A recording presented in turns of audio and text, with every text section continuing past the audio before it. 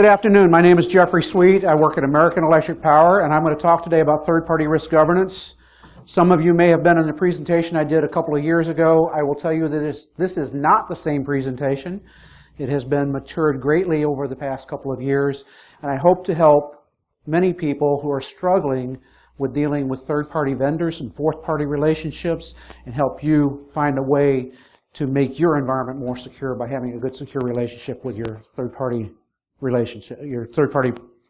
vendors.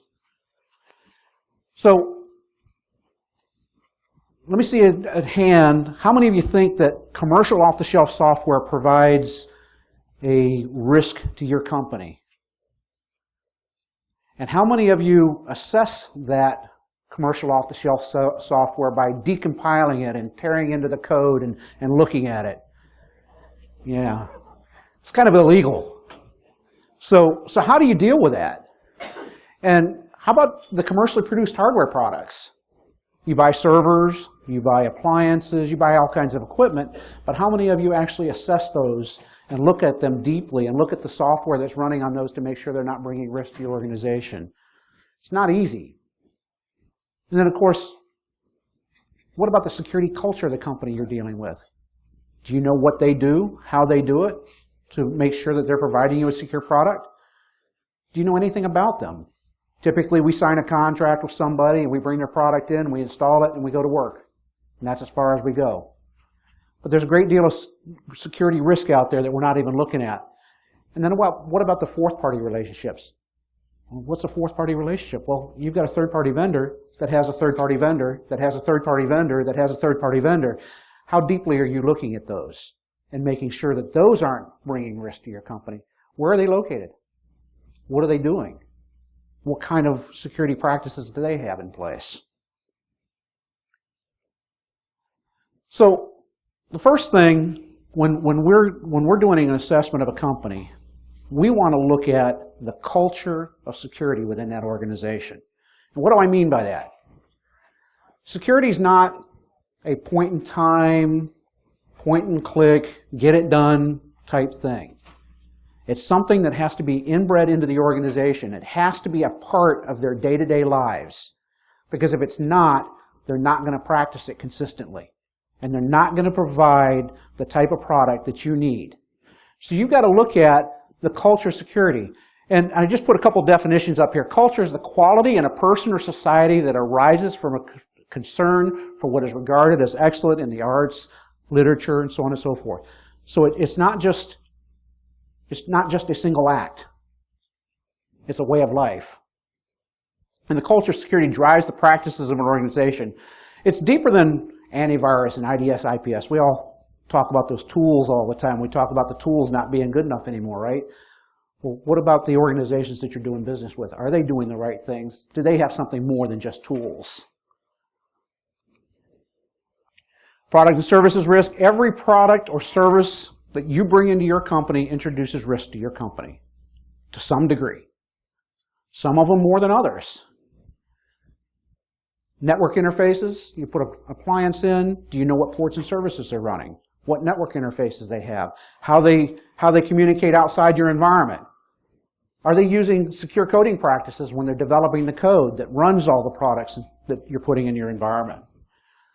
The vendor systems themselves, when they come in and plug into your environment to help you install it, have those been secured properly? Do they have HIPs? Do they have antivirus? Do they have the right products in place? And even the personnel. Sometimes we don't even let them plug in. We just have people come in and they work on our systems, but they're using our systems. Are they locking the desktop when they walk away? Are they trying to access data that they shouldn't be accessing in your environment using your systems? So what are their practices? What is the knowledge they have and what the risk is in your organization that they might introduce by interacting with your systems? And then again, fourth-party participation in any contract that you have with a vendor. And we'll talk a little more deeply about that in a few moments. Those fourth-party relationships, where are they? How many of you have a policy that you don't allow your data to leave the continental United States? Or you control that data very significantly when it does leave the continental United States. So you might have that relationship with your third party and tell them that, but what are they doing? They're a cloud hosting service. They may be transporting your data outside the continental United States for backup purposes. Have you assessed that? Have you looked at that? Do you know whether they're doing that or not? Does that fourth party have the same culture security that the third party has that you're trying to assess? And then do the third party providers have a contract or an understanding with their providers that aligns with what you're trying to accomplish in the security contract language you're putting in place in your environment or in your relationships? So like I said, every relationship you have with someone outside your organization brings risk. So how do you go about trying to evaluate that risk and determine and try to reduce the risk to your organization, or at least let somebody know that the risk exists and let them make the decision whether they want to accept it or not? So you got to identify a framework or methodology. And we were just in a session just a few moments ago with Helen Patton in here, and she says, and one of the key themes that kept coming up is there's nothing common. Everybody does everything differently. There's no standard. And that's right. There is no standard today that everybody subscribes to do this. There are some standards out there that you can subscribe to. But unfortunately, as I've gone through and talked to different companies, even those standards aren't being used. People are writing their own questionnaires and doing their own thing, and they're not really looking at the standards that are out there. And I'll talk about a couple of the things that we've looked at and some of the things that we're doing as I go through the presentation today. You have to determine whether it's even worth the time to do the assessment. What is the relationship that they're providing you, and do you even need to know or even need to worry about how much risk they're bringing? We're an electric utility. If I got somebody mowing the grass outside of my substation, how much risk are they going to bring to me? If they're mowing the grass outside your building, they're not coming inside, they're not touching your IT environment, how much risk are they exposing you to? Very little, so you probably don't need to assess them.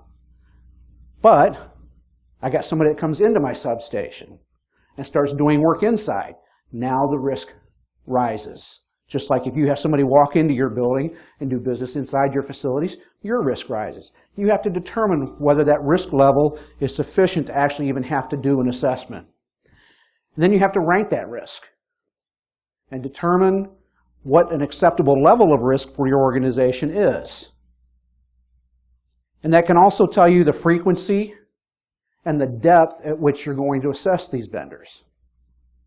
You might say, if it's a low-risk vendor, all we're going to do is we're going to try to get a contract supplement in place. We're not going to do anything further than that. But if they're a critical vendor, we're going to go in and we're going to do a full in-depth assessment. We're going to do on-site evaluations, audits, whatever you want to call them.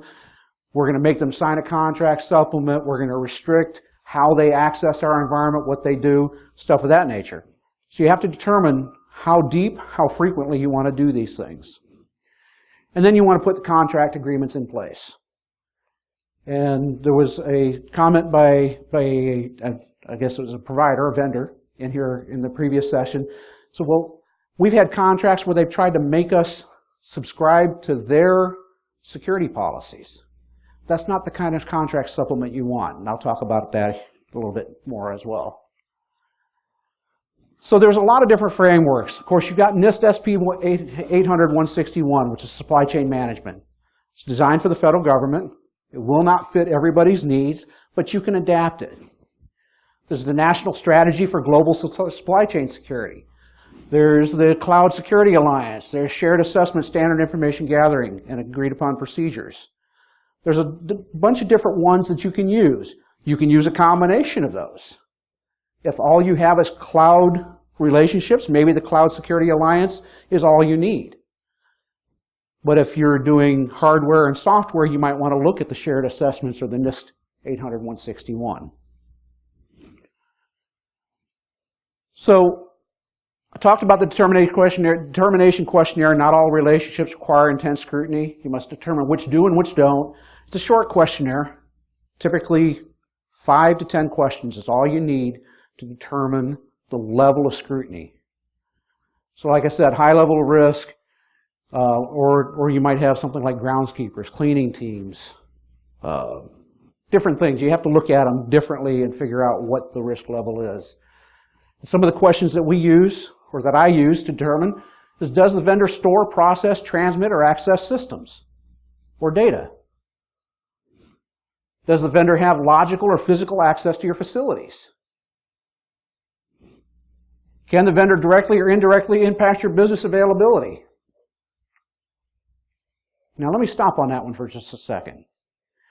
How many of you have a cleaning team that goes into your data center and cleans your data center floors?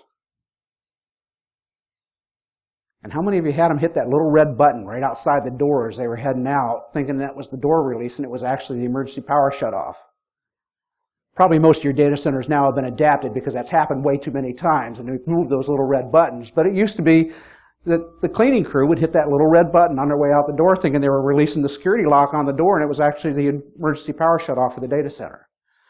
But even worse, maybe they come in there and they've got a bucket full of water and a mop and they splash water around and short circuit something in the data center. Is that a risk to your organization? Maybe you need to assess them, and maybe you need to put special restrictions on how and what they do within your facility. Does the engagement create, modify, or purchase software or hardware? Well, probably about 80% of your relationships do. And then the last criteria that we look at is, are any of the above criteria met before, during, or after implementation of the products or services? Don't look at just what they're going to do before. Don't just look what they're going to do while they're implementing it, but look at, is this relationship going to continue on afterward? And does that increase your risk level because it does go beyond the original implementation? Because the longer the relationship, the higher the risk level.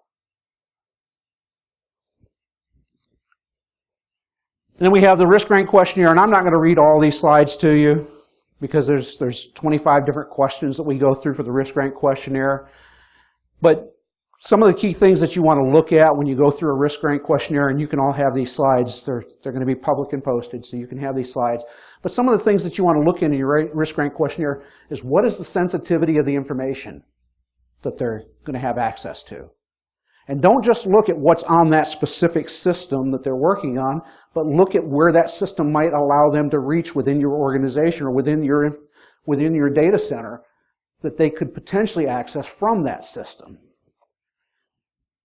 How frequently are they going to do this service for you? Is it once a year? Is it once every 5 years? Is it daily? Is it weekly? Is it monthly?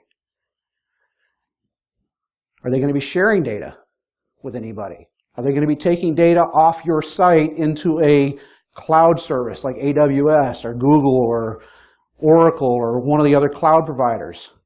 Or a data center? It might not even be a cloud provider. They might be just hosting your data for you.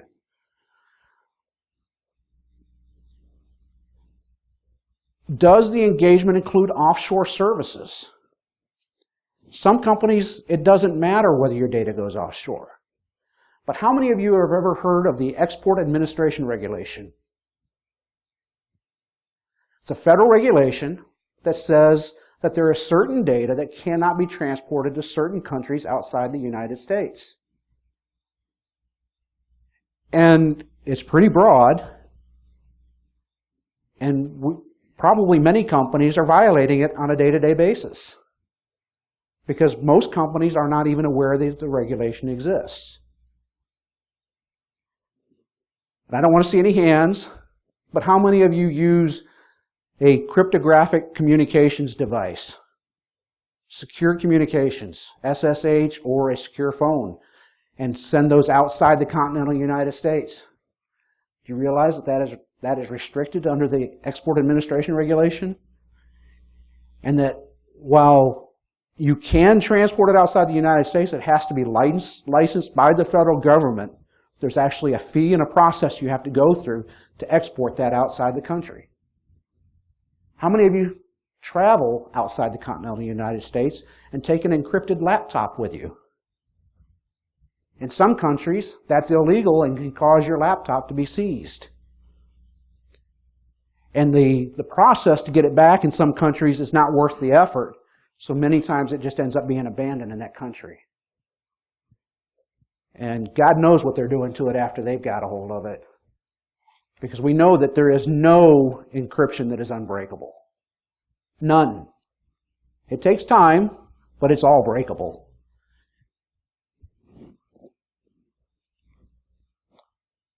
Inbound, outbound connectivity, remote access. Does the vendor have unrestricted remote access to your environment? Or is somebody watching what they do? Or is there a restriction to what they can get to by a specific IP address or port? And that's the only place they can go. So those are things you got to think of as your risk ranking. How many fourth-party vendors are going to be involved? Is it just one? Is it multiple?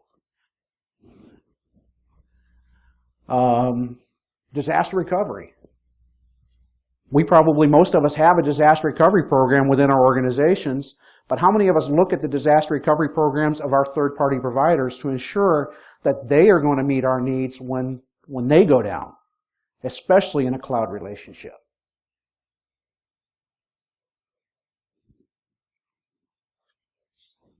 Did they do a business impact analysis? Let's see. Is it a strategic vendor? Is it somebody you're going to do business with repeatedly? If it is, then maybe you do a high level or a deep dive assessment on them, making sure that they have all the evaluation completed, and then you only do that assessment one time every 3 or 4 years, as opposed to repeating it on an annual basis where you have just a short-term or maybe a 2-year, 3-year relationship, and you want to look at it repeatedly. And then how long is the utilization? What's the time period you're actually going to use this third party to provide the services that you're looking to receive? Because again, the longer the relationship, the more risk it introduces to your environment, or the potential risk might be introduced. So you got the risk rank, you've determined whether the assessment's needed, the level of scrutiny, whether you need to do an on-site, and the frequency of the review. I mentioned that if you have a critical risk rank, you might want to consider doing an annual assessment and an on-site assessment of that vendor. It was mentioned earlier in the previous presentation, and I keep referencing back to that because she segued so nicely into what I was going to present today, but she talked about the SSAE 16 and the SOC 2s. Don't trust a SOC 2 explicitly to determine whether a company has enough security. First of all, it's a point in time. Second of all, it's only a representative set of systems. And 3, half the time the auditors that do those don't understand cybersecurity to begin with.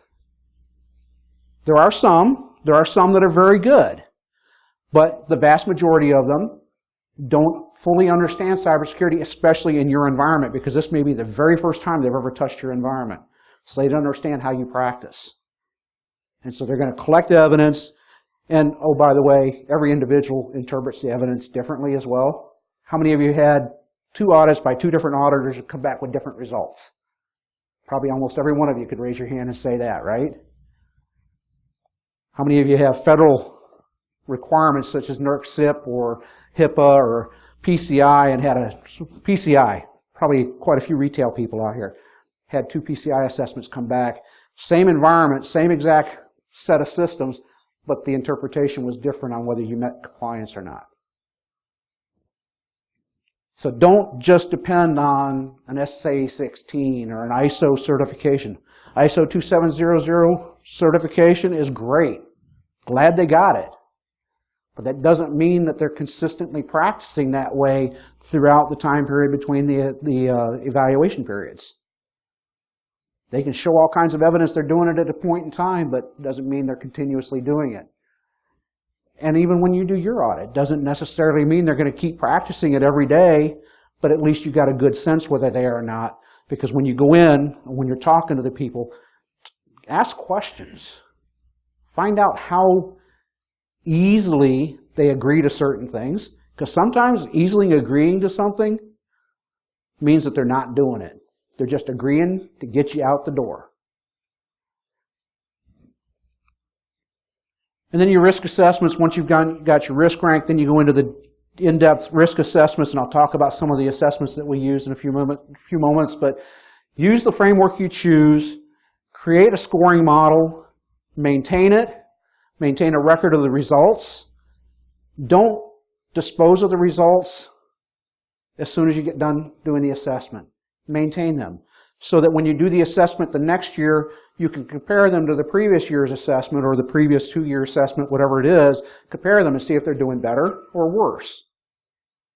If they've changed their practices in accordance with what you've asked them to do, or if they've just kept doing the same old thing and not made any changes in their environment. Because maybe they just said, well, they're going to do this one time. They're never going to come back and talk to us again, so we're not going to change anything. And you come back in and do another assessment and find out that's exactly what they did. Absolutely nothing to reduce the risk to your company. And then follow up on the findings. We have a process where we document everything that didn't meet our expectations, and we actually put that back to the business that's making the engagement with the vendor to follow up on those findings to make sure that they're doing the things that we've asked them to do where there were gaps. Things like having vulnerability assessments conducted of their application code and then reporting the assessment results back to you might be something that you put in your contract supplement. They say, well, we can't do that right now. We'll do that in the next quarter. Follow up on that. Develop a remediation plan if you need to. Always provide a path forward. Don't lock something in and tell them you absolutely have to do this without a path forward. Sometimes you can be a little flexible. Work with your business, find out what the business is willing to accept, and then give a path forward for the vendor. Especially for the smaller vendors that have very small shops, don't have a lot of money to focus on cybersecurity, help them develop a security program. We spend a lot of time talking to smaller vendors and helping them develop their programs and giving them guidance. We don't tell them how to do it. We provide them guidance on what they might want to consider in developing a program that could be beneficial to you and to their other customers in the long run. Now, the types of assessments, in some cases, maybe a contract supplement is all you need. Other cases, you might want to do a light assessment. We use the Standard Information Gathering Questionnaire, or the SIG, developed by Shared Assessments, which actually came out of the financial industry, called BITS. Some of you may have heard of BITS. Shared Assessments is derived from BITS and created a standardized information gathering questionnaire. Now, this next number is going to scare the crap out of you, guaranteed. There's 2,650 questions in the full SIG assessment. But it is an adaptive assessment. What happens is if they answer yes to some questions, it'll expand and ask some additional questions. If they say no, it'll collapse. Or even if they say yes, it might collapse the assessment as well, just depending on what the question is. Typically, a vendor does not have to answer all 2,650 questions on the full assessment. The light assessment's about 125 questions. It is not adaptive. It's 125 questions. But it gives you a basic idea of the controls that a vendor says that they have in place. And that's what it is. It's a controls assessment. The only way to validate what they're saying and to ensure that they're doing what they're saying they're doing is to do an on-site assessment, which is the deepest level assessment. Because, of course, that requires a commitment of your time and money to go to the vendor site and evaluate that they have a security policy. Make them show it. I did an assessment a number of years ago. I walked into a company and I asked them to see their acceptable use policy and their information security policy. And the guy says, well, I don't have it right here. He says, I'll send it to you in the next couple days. I said, that's fine. I'm going to be about a week getting this all put together anyway.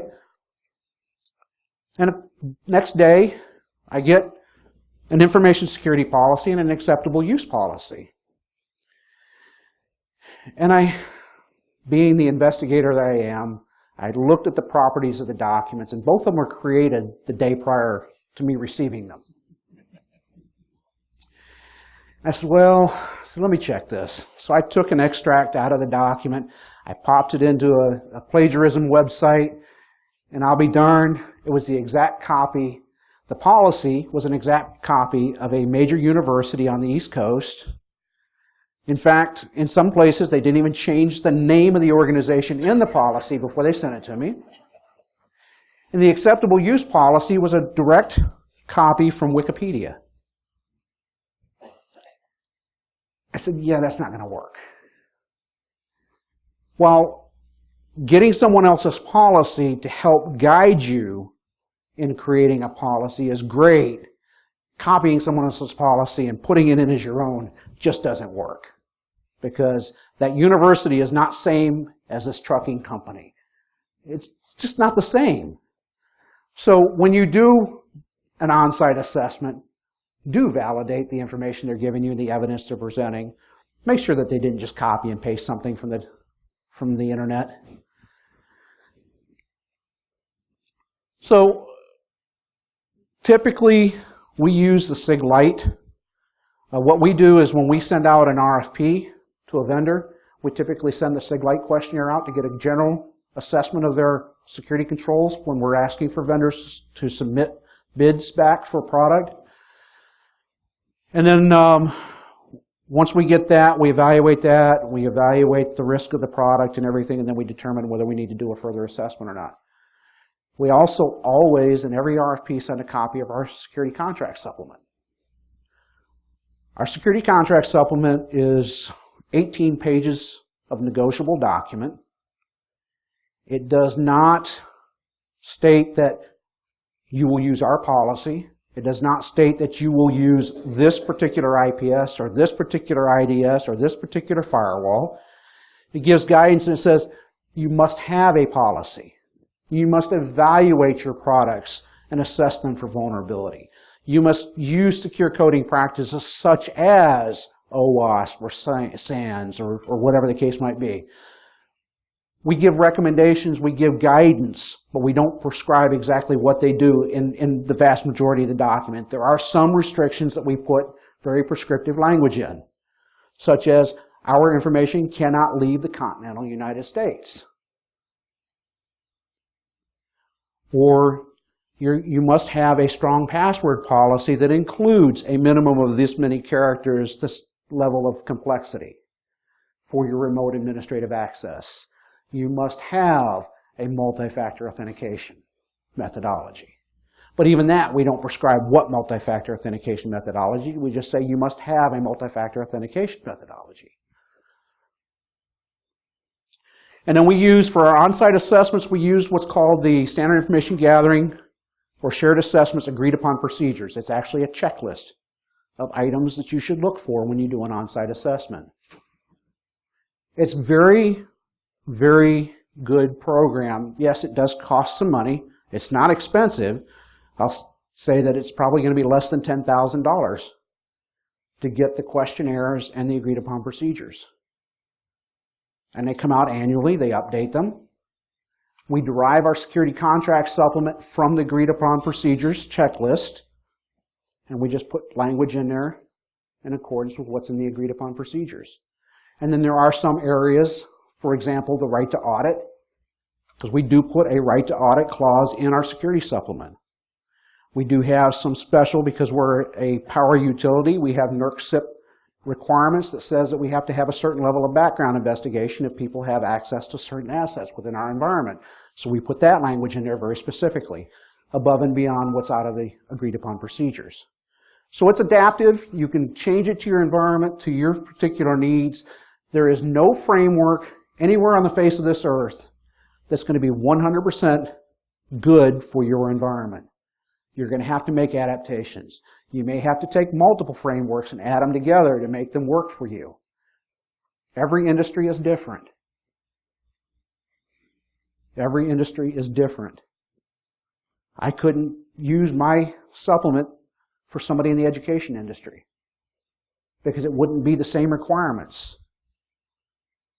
But we could adapt and use it and make it, modify it. The one thing also with the contract supplement is we always negotiate the document.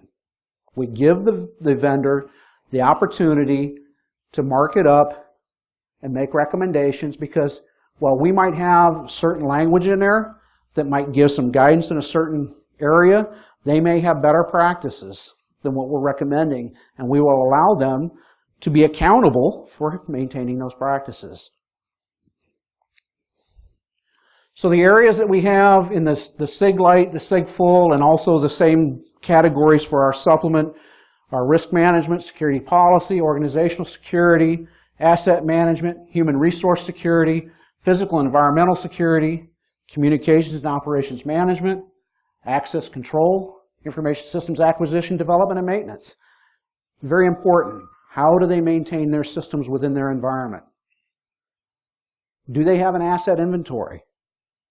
Do they maintain access controls? Do they maintain antivirus, host intrusion prevention, all that, with their own systems within their environment? I don't know how many times I've had a vendor say, well, you're telling me how to run my environment. Yes, I am. Because everything you do in your environment impacts my environment. But we're just selling you software. Yes, you are. And your software is going to be installed in my environment. And every vulnerability, every risk that is part of that application is a risk to me. Then, of course, I mentioned incident, event, and communications management. What if they have a breach in their environment? How soon do you want to know about it? Depends on what they're providing you. Business continuity, disaster recovery, compliance, mobile. How do they manage their mobile environment? Privacy, software security, cloud security, and then you can always add a section. There's a section actually in the SIG questionnaire for additional questions that you can put in for yourself that might be something that wasn't covered in any of the other sections that you want to know about the vendor. Could be financial information, could be any number of things that you might want to know about the vendor, and it might be for a specific engagement. Contractual agreements should be in every contract.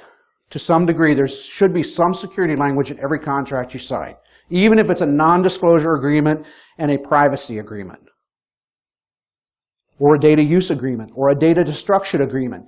There should be some contract language that's applicable to the engagement that you have in nearly every contract. Again, if somebody's mowing your grass outside your facility, obviously you're not going to necessarily need a contract supplement or a deep security supplement. Your contract supplement should be negotiable. Don't try to 100% dictate to a vendor how they need to do their business, because you're never going to be successful, ever. It's even hard to be soft and give them guidance and guidelines and suggestions and make them accountable for things, let alone try to prescribe and be very explicit in how they should do their business. Should be general enough to allow flexibility, but specific enough to ensure security. And then, of course, always ensure accountability. And the way we do that is that we use shall statements and not should statements. A should statement allows them a way out. Some areas you may need to use a should statement, but generally if you want them to be accountable for it, it's either shall or will. That's the only way you can make them accountable.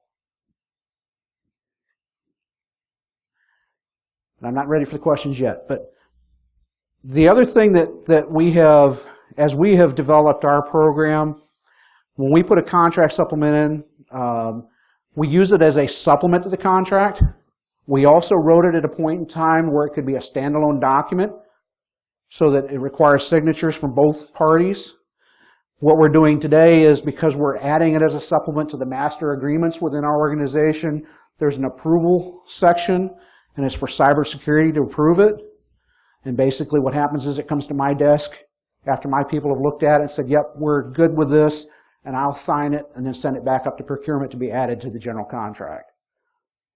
You can change that however you feel necessary. If you want to make it a standalone document, you want to add it into your master services agreement, we're actually getting ready to take portions of our security document, because it applies in every circumstance, and put it in the general services agreements. And we'll take it out of the security supplement, so it'll be in every contract signed by every person that provides services to us. One other caveat. If you start a program like this, do not take on the world at once. We started this program and we started looking at our relationships and realized that we have total count over 16,000 vendors and 64,000 contracts. You will be amazed when you start talking to your procurement divisions and how many contracts and vendors you have in your environment, especially if you're a large corporation.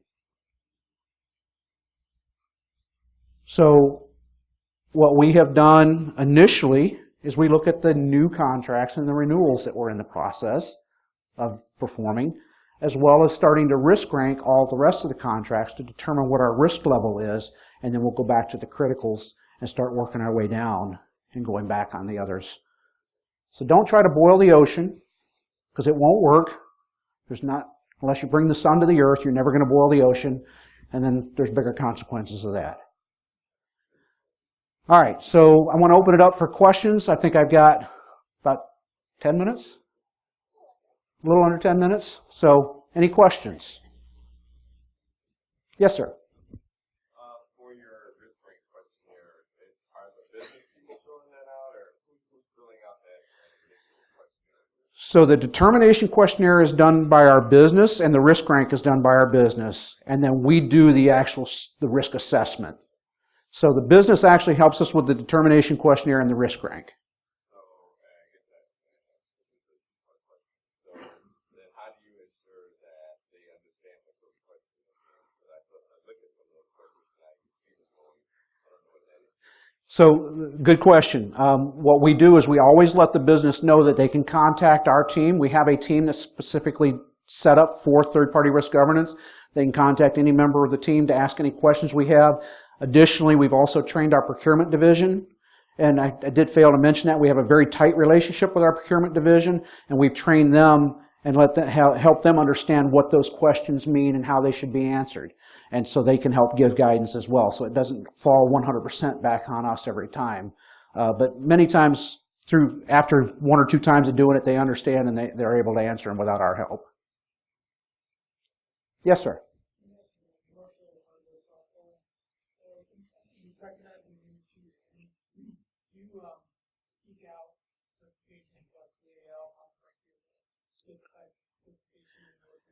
We'll consider any certification that they have, but we won't rely 100% on that as evidence that they're compliant. We still do testing when we can and ask them for evidence of testing as well. So while they may have a certificate of compliance, we want to see the evidence of the testing performed as well and see we're not necessarily looking to see that the test was valid, but also looking to see what they tested and make sure they covered all the areas that we would consider a security risk to us.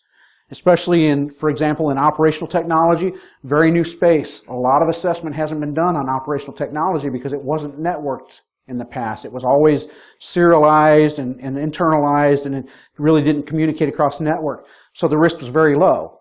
Well, now that stuff is starting to be connected to the network and connected to the internet, so we got to do a deeper assessment of those technologies to make sure that they're not adding additional risk to us. Some vendors do not give any information unless or until you sign a contract with them? No, because we won't sign a contract with them until they either give us the information or the business chooses to accept the risk. And that's one thing that we make sure that if we identify, for example, we've had vendors that have absolutely said, we will not sign your contract supplement, period. There's no way. So we take that back to the business. We write it up as a risk. We write it up as a critical risk. And they evaluate whether they were willing to accept that risk. We have had businesses that have severed relationships with vendors, big vendors, because they were not willing to negotiate a contract supplement with us. So if it's not up to us at that point, it's up to the business whether they're willing to accept the risk, with one stipulation. Our chief operating officer has told the managing director of cybersecurity that if he feels that the risk is too great for the business to accept it, he is allowed to escalate that up to the risk executive committee and allow the risk executive committee to review that risk and determine whether they are willing to accept it or not. So what will happen if you get all their information and decided not to do contract with that vendor? So they say you already have our information, maybe that information is not public information you already gathered then? We treat all vendor information as confidential information, or confidential, what we call confidential special handling, which is our highest classification. We classify all that confidential and maintain it where we need to. If we don't need to maintain it, then we destroy it with our our information classification guidelines. Anybody? Oh, I'm sorry. I was curious, how have you gone around assessing all potential vendors that are out there to get a full inventory, particularly like the cloud providers, like software as a service, different business groups? What have you done to get a full inventory of all of the providers, cloud-based? Good question. So as I stated, we work very closely with our procurement vendor, and we actually extract every relationship that procurement holds with every vendor and put it into our centralized system so that we know what relationships we have, and then we can go through and evaluate those and determine what level of scrutiny we need. How do you handle engagements with, let's say, a very large organization, let's say you have a small fish, that they refuse to answer the question? Do you just rank that higher, say, as a risk, or is it kind of a showstopper? So it's not necessarily a showstopper, but what we do is if the vendor will not respond to our questionnaire, will not sign our documents, then what we do is we basically give them a cannot be evaluated or was not evaluated ranking, which is the same as our critical ranking. Send that to the business and tell them this vendor was unwilling to answer any of our questions. We feel it's a great degree of risk. Are you willing to accept it or not? And that's where we've had some significant size vendors, much bigger than us, that we've severed relationships with, and we're pulling every bit of their product out of our environment and replacing it wholesale. You consider within the contracts, or at least encouraging your legal teams to have data retention included in how important it is. In other words, like once you set the ties, they are going to have to keep the information for how long that continues. We have some general data retention requirements in the contract supplement, but we also allow the business to dictate what the retention requirements are because, as we all know, different data has different retention requirements. So we allow the business to drive that. We just reference that as the part of the main agreement, that it's within the compliance or requirements of that particular data classification.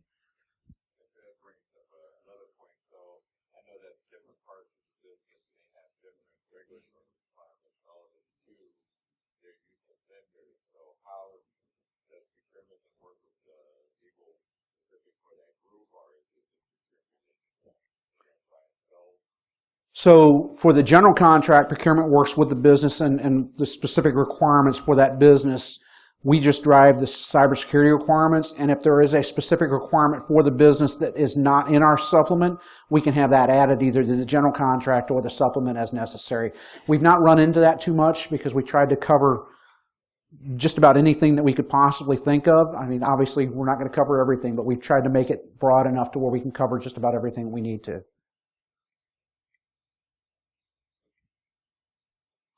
Okay. Thank you very much for your time. That's all I have for today.